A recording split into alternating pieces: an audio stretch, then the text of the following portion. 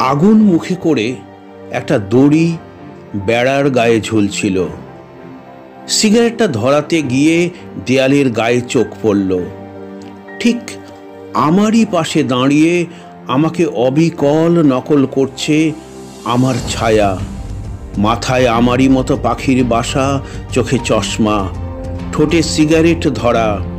ধোঁয়ার জায়গাগুলো নিখুঁতভাবে ফোটালেও আমি লক্ষ্য করলাম আগুনের জায়গাটা ইচ্ছে করেই যেন চেপে গেল।